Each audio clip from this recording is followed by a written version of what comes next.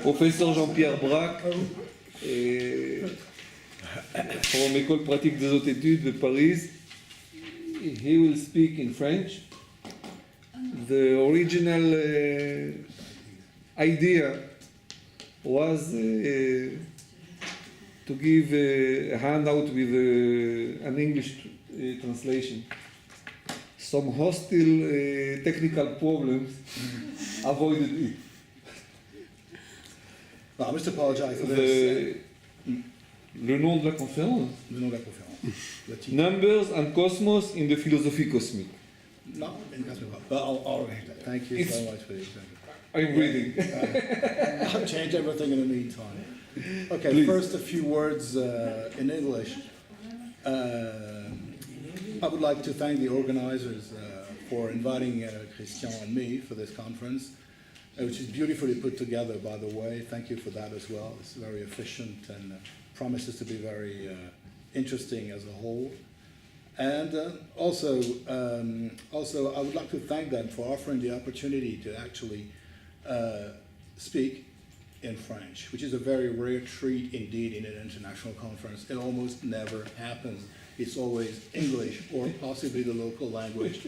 But we are never offered, as Frenchmen, we're never offered the opportunity of ever using French in an international conference. So thank you for that. And I must apologize because I'm also responsible for the reasons which prevented me from handing you an abridgment, at least in English, of this text. But what I'll do is use the French text I have here and possibly sum it up in English afterwards. If there are any of you who can't understand French and would like to know what it's all about in the what Théon's text about numbers is all about. Are there any such persons in a room which cannot possibly? Okay, so I'll do that. Okay. Mine's an English version. Okay. No, she's good in French. Oh yeah, I know that. English. So, and don't worry, I will not take this as an opportunity to speak for 40, 45 or 50 more minutes because it's been a long afternoon and we are beginning all to be tired or whatever we want to call it. So, 3 parts to this exposé. First, introductory consideration about the Les Nombres text, and then a few considerations about the contents of Les Nombres, and then a few pseudo-concluding remarks. We should not conclude anything, I do believe, but something up. Donc, considération liminaire à propos du texte des nombres. La présence d'un texte simplement intitulé « Les nombres » dans la production du couple Théon a de quoi retenir l'attention, d'autant que son contenu n'a fait, à ma connaissance du moins, l'objet d'aucune étude académique particulière jusqu'à présent. Pour les raisons alléguées par Christian, et que je crois exactes, nous le pensons postérieur, ce texte, à la période fin 84-85, c'est-à-dire au mariage des Théons. Et il doit dater environ de ou juste avant 1890, en raison de l'affleurement dans le texte des préoccupations messianiques assez présentes chez Unna à l'époque, de l'omniprésence de l'expression « esprit pur » qui disparaît relativement rapidement après, et d'un certain nombre d'autres critères internes. Le texte semble en effet fournir un état des classifications cosmiques moins abouti ou élaboré que la tradition cosmique, par exemple. On sait au demeurant, que l'intérêt pour ce thème des nombres et de leurs analogies symboliques est fréquent dans la littérature spiritualiste et occultiste du XIXe siècle.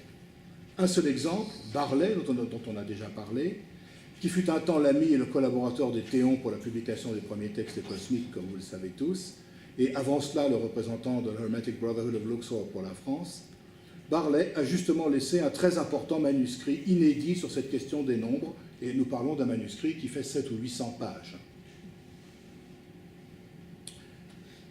La question des nombres représente un véritable lieu commun de l'occultisme. En règle générale, la symbolique des nombres, et je ne parle pas ici de numérologie, n'est-ce pas, cette pseudo-divination arithmétique à laquelle Eric Temple Bell a réglé son compte en 1933, mais c'est à croire que personne ne l'a lu, puisque la chose continue de sévir. Il s'agit ici de la symbolique des nombres, n'est-ce pas, la question de l'arithmologie, qui fait partie du patrimoine culturel de l'Occident depuis la période hellénistique jusque presque à nos jours. Cette symbolique des nombres, en milieu anglo-saxon, elle porte soit sur l'interprétation des nombres bibliques, soit sur l'usage divinatoire des mathématiques, c'est ce à quoi je viens de faire allusion.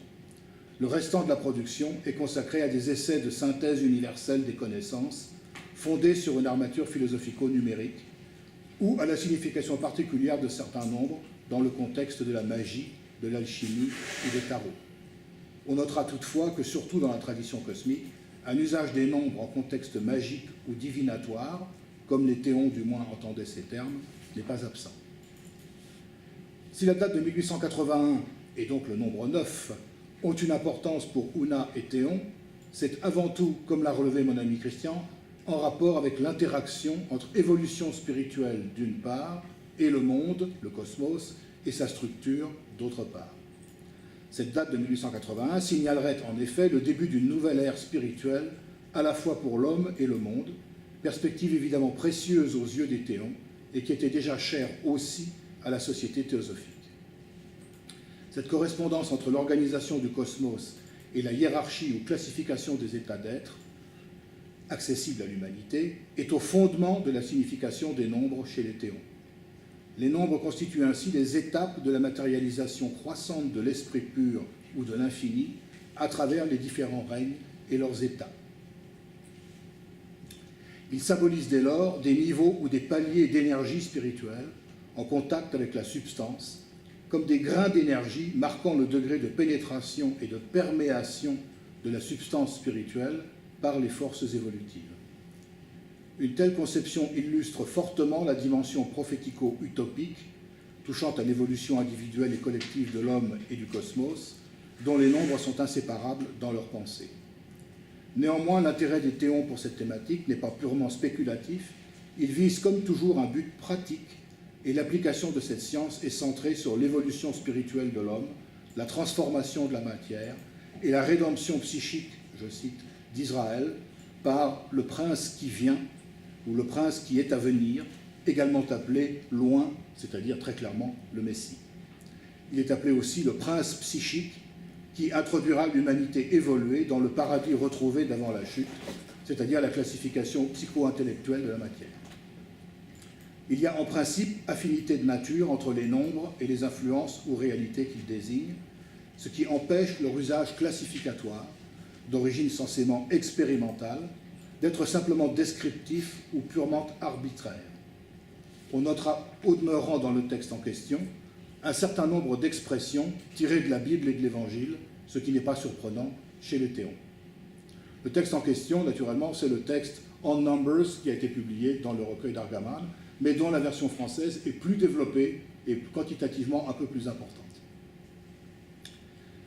Dans la conception mise en avant par les théons, les nombres sont tributaires de la division et du temps, Christian l'a dit tout à l'heure, c'est-à-dire sous une certaine perspective de l'acte cosmogonique dominé par les attributs de puissance créatrice, peut-être les séphirotes, les attributs de puissance créatrice de l'infini, en procédant par séparation et réunion, afin d'évoluer ce qui jusque-là est encore inconnu.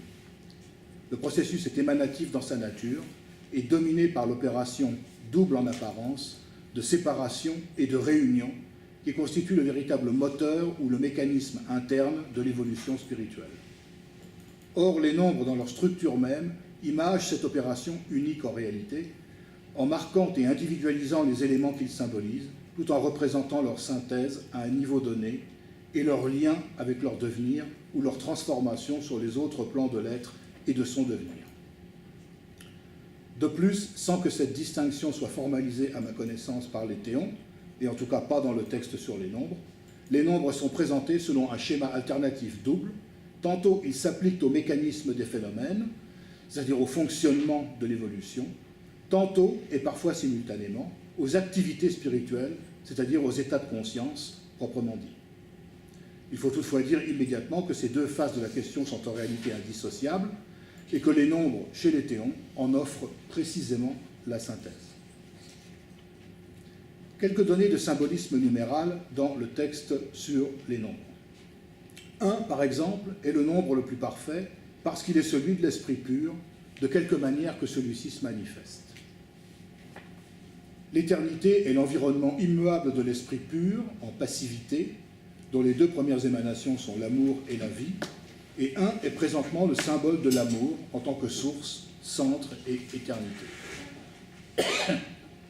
En ce sens, le nombre 1 présente la particularité singulière de ne pas désigner une étape du processus de l'évolution spirituelle, ni les mécanismes qui y président, mais de dénoter la seule prégnance de l'un en toutes choses et sur tous les plans. 2 est le symbole de la vie matérielle, résultant du revêtement de l'esprit par la matérialité, revêtement qui résulte de lui-même de la friction entre passivité ou du frottement entre passivité et activité. Cette expansion des degrés inférieurs, matérialisation, et leur retour pour un temps donné en passivité constitue une loi pour tous les états d'être.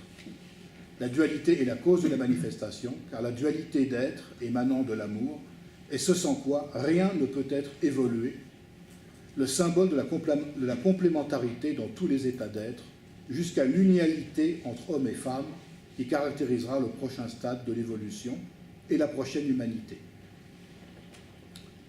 En ce sens, au niveau matériel, air et eau, continuellement mus par la force vitale, sont les composants fondamentaux de la création. 3 est le nombre de ce par quoi l'esprit pur est revêtu, 3 béatitudes, 3 règnes, 3 temps au sein de l'éternité, 3 conditions de l'être. Il est aussi le symbole de la lumière, car celle-ci est triple, lumière, vie et chaleur. Il est également le symbole de la totalité, car il embrasse toute la matérialité et toutes les conditions de l'être. 4 est le nombre dans tous les états de la matière que reflètent les 4 éléments et des états d'être de l'animal intelligent, corps nerveux, âme, mentalité. 4 est également le symbole de la puissance, parce que les 4 états d'être susdits et les 4 éléments de la matière confèrent la puissance ou l'activité à la vie et à la lumière. En outre, la composition de la matière physique, les régions du cosmos, la constitution humaine et le corps glorieux sont tous de constitution quaternaire, ce qui rappelle évidemment le carré cosmique auquel Christian a fait allusion. Je ne vais pas passer en revue tous les nombres jusqu'à 15 ou 16, car c'est un petit peu fastidieux, et puis ça va nous prendre trop de temps. Je voudrais Jusqu'à savoir... combien? Pardon? Dans l'ouvrage, jusqu'à quel nombre ils font? Ah, ça va jusqu'à 36, mais sans 36, hein. jusqu'à 36, mais sans passer par tous les nombres jusqu'à 36. Ah, ok. C'est heureusement. Là, je me suis arrêté à 4. Il y a 5 comme symbole de l'utilité, au sens que le mot a chez les théons. 6 comme les 3 formes de revêtement et leur interaction avec ce qui est revêtu. Et puis ensuite 7, 8, 9, 10, 12, 15 et 36. Ça s'arrête là. Quant à l'architecture, car dans la version française le tapuscrit de laquelle j'ai pu trouver il y a 25 ans de cela, même plus, à Paris, le texte sur le grand temple vient à la suite des nombres comme une espèce de conséquence, une suite qu'il n'y est pas en réalité, du texte sur les nombres. Et ce texte sur le grand temple décrit une architecture symbolique dominée par des considérations arithmologiques qui est donnée, et là le fait est relativement intéressant. Il serait d'ailleurs extrêmement intéressant de réaliser une maquette en 3 dimensions de ce temple. Par exemple, on verrait véritablement, si ça n'a pas déjà été fait, bien entendu, on verrait véritablement comment il est fait et comment il est structuré. Donc, quant à l'architecture trop complexe pour être envisagée ici dans son détail du grand temple, elle est donnée, je cite, comme un signe pour garder en mémoire la construction du cosmos, car ce temple devra être construit suivant les 15 états de l'être, chacun dans son ordre.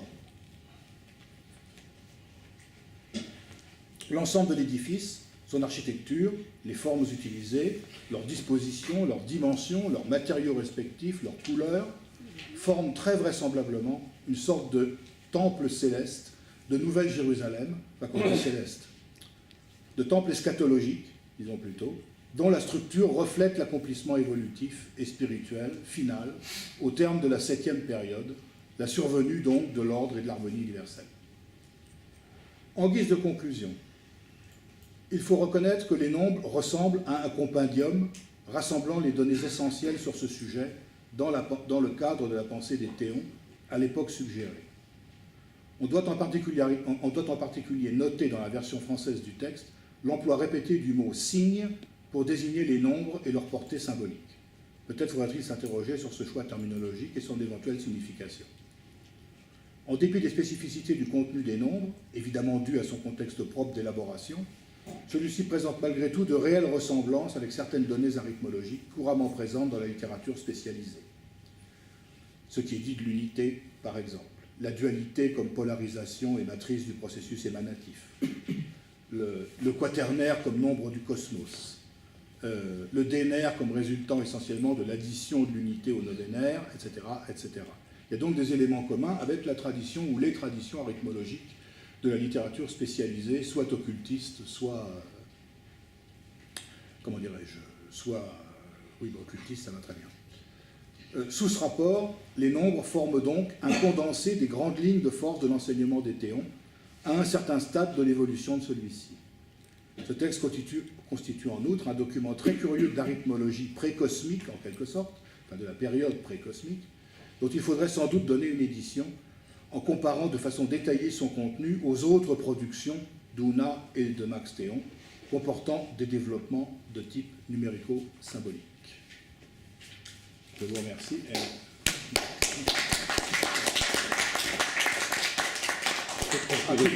Exactly. So now, an abridgment of what has been said in English. This text about numbers is obviously a compendium of the Théon's opinion and reflections about the use of numbers and what their purpose is for philosophie cosmique. So it's not just a catalogue of the meanings of numbers, of the meaning of the numbers that I have more or less enumerated in my expose, in my paper. It's an essay, I do believe it's a small essay, to give an idea to the reader of the reasons why numbers are symbolically important for what is not yet the cosmic philosophy. In terms of planes of existence, and the states of consciousness that are correspondingly linked to them.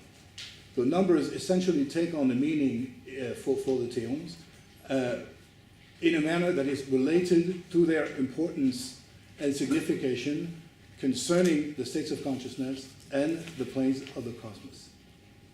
The reason why, it's remarkable that the Théons actually have composed a text about numbers, because their use of numbers is widespread, as Christian has pointed out, is widespread in their whole literature, the things that they've written in common. So that it's remarkable that they have chosen not just to let that be and speak about numbers whenever it pleased them or whenever they had a good reason for that in the rest of their work, but actually to compose a text, albeit relatively short, about the symbolism of numbers, which is not yet a compilation of occultistic notions about numbers, but they're really the relevance of numbers, as I just said, for cosmic philosophy. So it's important that, to me, it's important to study that text, also in the sense that numbers are not considered as fixed entities. Numbers are important as stepping stones in that text, as stepping stones one towards the other. So that one state of consciousness, one evolutionary process that is symbolized by this or that number is actually introduced or is actually suggested, hinted at by the preceding number, in the sense that 4 with a dot is actually 5. So that the fourfold quality of the substance and of the material states is actually conducive to the fact that 5 is the utility. So the manner in which this matter or substance is actually taken over by the evolutionary force, symbolized by the unity. So that it's a very dynamic conception of numbers, makes it also very different from the occultist, the use of number symbolism, because it's not just a fixed catalogue of notions, but numbers actually illustrate a dynamic process of evolution. It's not this number, it corresponds to this state of being or to that level of that plane of the cosmos. But the whole process, the whole meanings of numbers, either in themselves or compared to each other, by their quantitative and qualitative side, is actually a complete illustration of the symbolism of the evolutionary process and of to put it simply, the spiritualization of matter as understood later, and even at the period that the text was written, by La Philosophie Cosmique. So that maybe is one point in conclusion.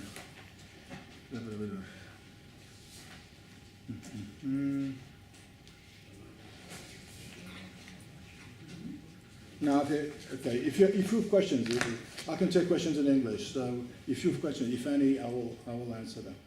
Okay, enough.